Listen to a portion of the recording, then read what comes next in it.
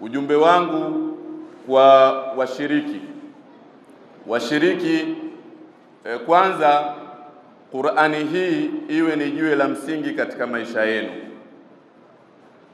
Baada ya kuhifadhi Qur'an, muhakikishe kuwa mnamhifadhi Allah subhanahu wa ta'ala katika maisha yenu ya kila siku.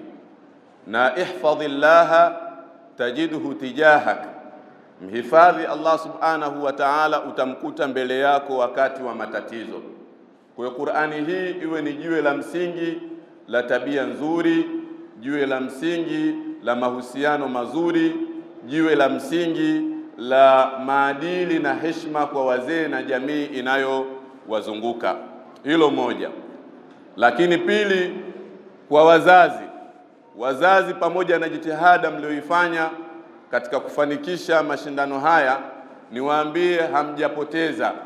Mtume Muhammad salawatullahi wasalamuhu alayhi anatuambia wazazi watapewa mataji siku ya Kiyama, watapewa majoho siku ya Kiyama.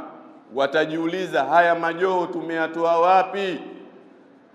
Atajibiwa mzazi na malaika kuambiwa kuwa kwa sababu ya mtoto wako kuisoma na kuihifadhi Qur'an. Kwa hiyo wazazi, mafanikio yetu kwa Mwenyezi Mungu yapo katika kuwasapoti vijana wetu, yapo katika kuwasapoti walimu wanaowafundisha vijana wetu maneno ya Allah subhanahu wa ta'ala. Na hili ni kwa nini? Ni kwa sababu ubora wa Qur'an ni sawasawa na ubora wa Mungu mwenyewe. Wa fadlu kalami llahi ala ghairihi ka fadli llahi ala khalqi, ubora wa Qur'ani ni sawasawa na ubora wa Mungu mwenyewe kwa viumbe wake.